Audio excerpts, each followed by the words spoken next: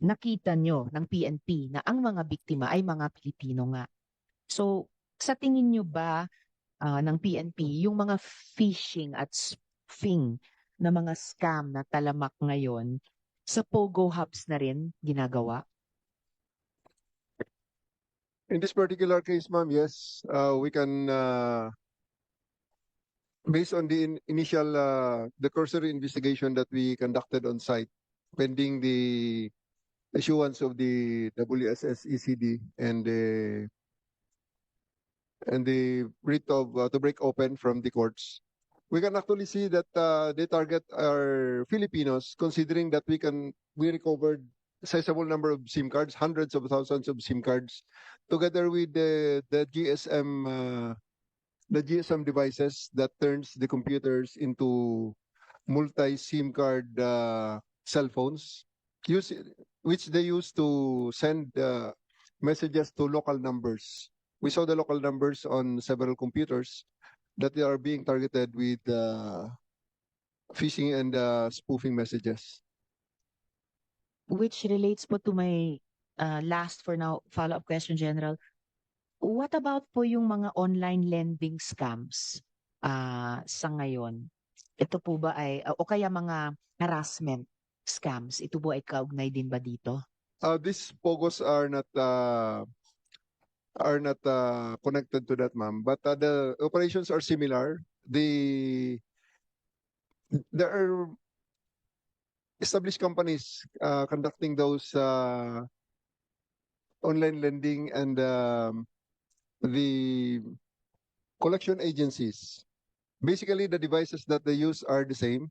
They're using a computer with several which are connected to a GSM device that turns it into a computer with that turns the computer into a cell phone with several SIM cards that is capable of blasting text simultaneously.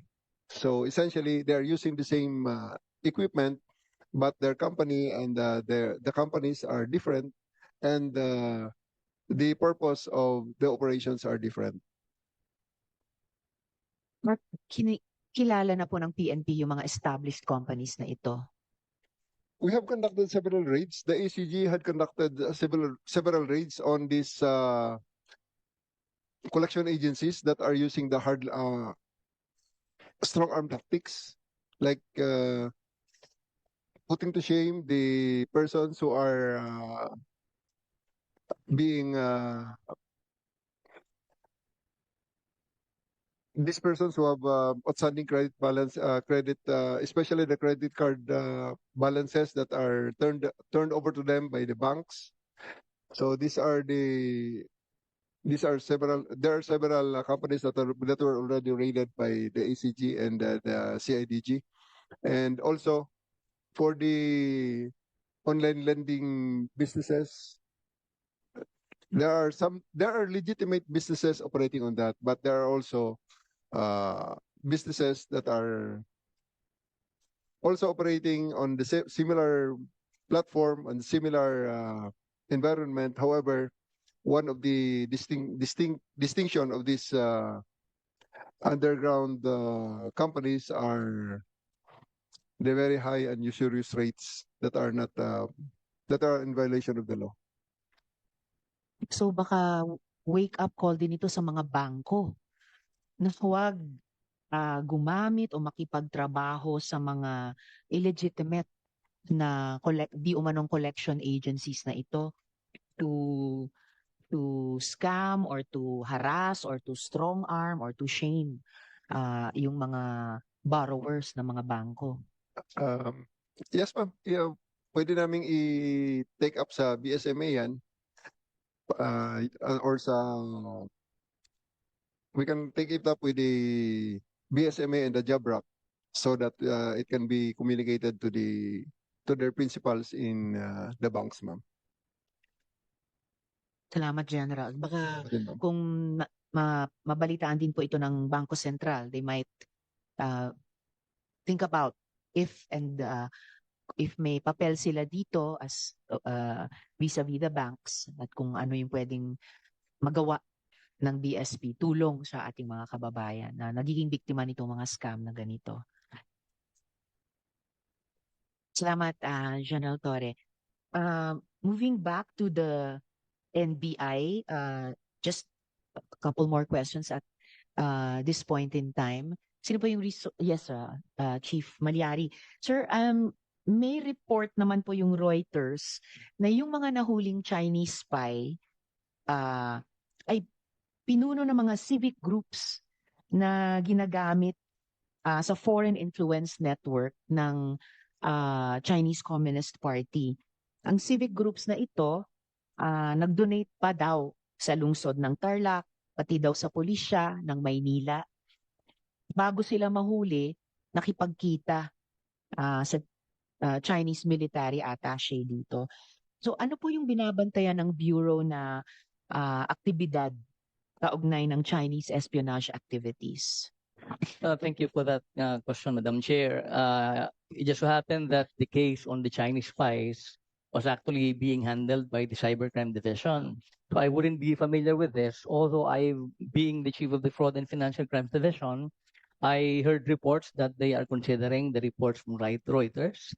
And mayroon po yata sila mga efforts being conducted with respect to verifying whether this information are actually correct or not.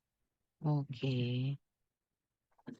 And yung inyong division on fraud and financial crime, nagkaroon ba ng pagkakataon o pangangailangan na bantayan yung mga activity ng mga nahuhuling di umanong engaged in foreign espionage dito sa atin? Opo, ma'am. In fact, we have an active case we are developing right now. Hopefully, the leads would eventually lead to a potential police action. And kung meron pong magiging magandang resulta ito, we will definitely bring the matter for the information of the committee. Salamat po, Chief Malyari. Yes. Well, let me take this opportunity to answer. There was a question given kanina kay Ma'am Olive with respect to all the cases that have been filed.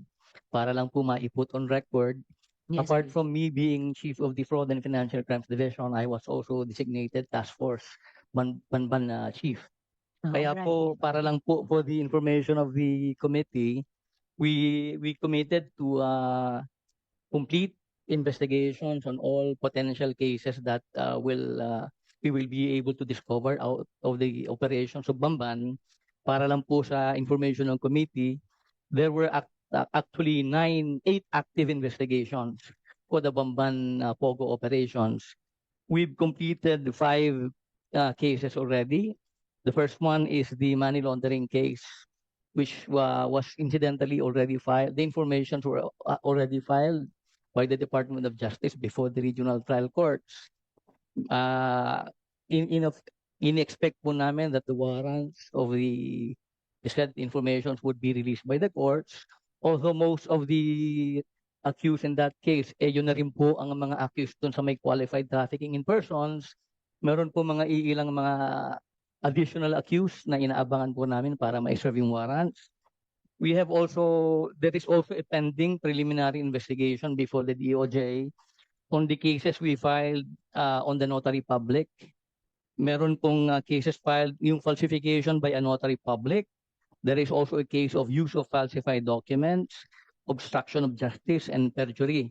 Apart from that, there is also a pending admin case before Attorney Elmer Galicia, which is pending before the Supreme Court. The NBI po is actively attending all these hearings. Meron din po kaming recently filed, yung pong this was actually an investigation by the task force and our Dagupan District Office.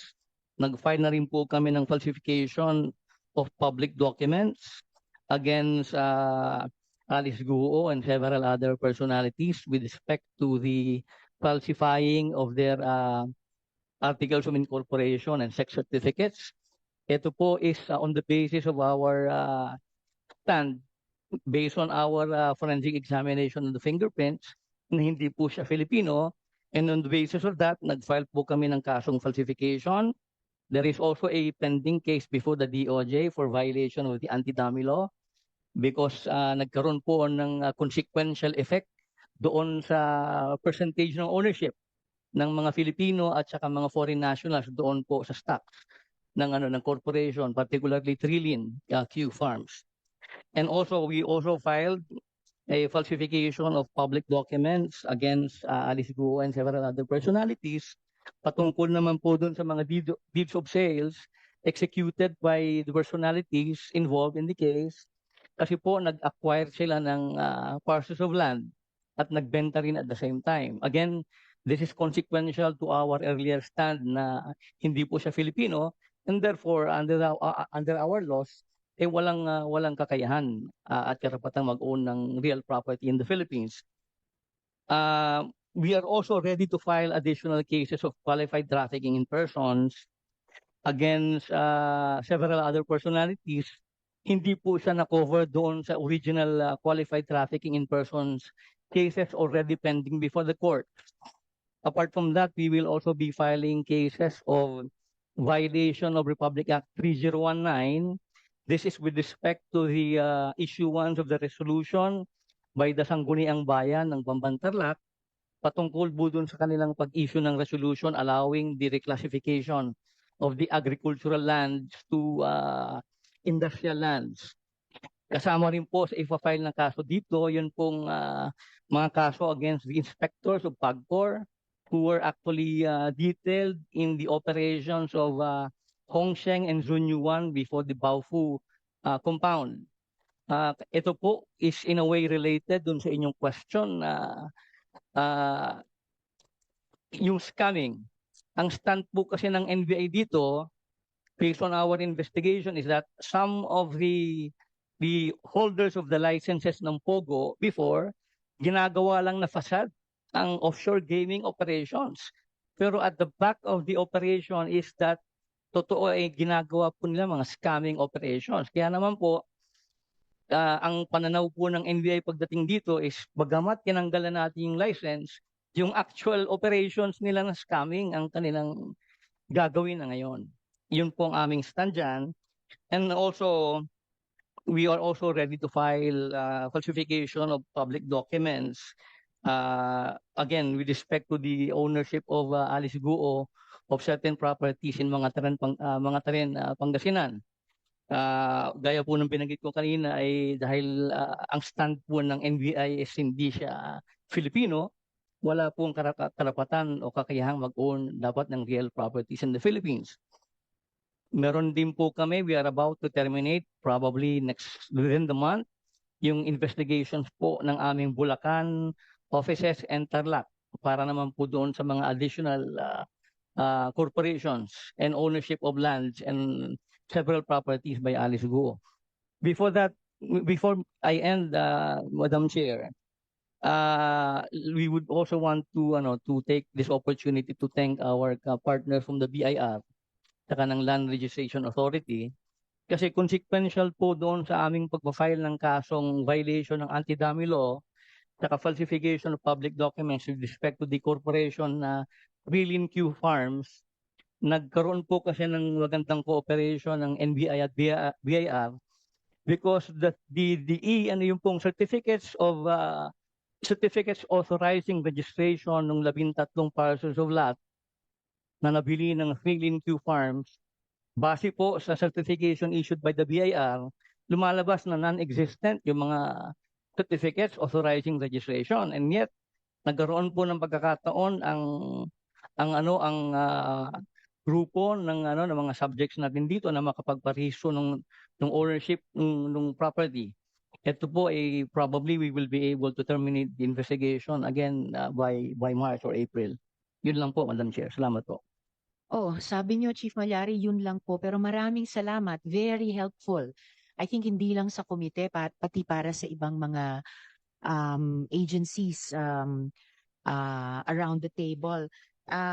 Nabanggit niyo rin po yung ifa-file laban kay Alice Guo on the Articles of Incorporation and sex certificates. Sa Dagupan, you also mentioned about sa falsification of public documents sa mga terem. Any updates from the NBI on any case against Mayor Kalugay, who is also a mayor in the province of Pangasinan? As far as I know, the investigation being conducted by our Alaminos Pangasinan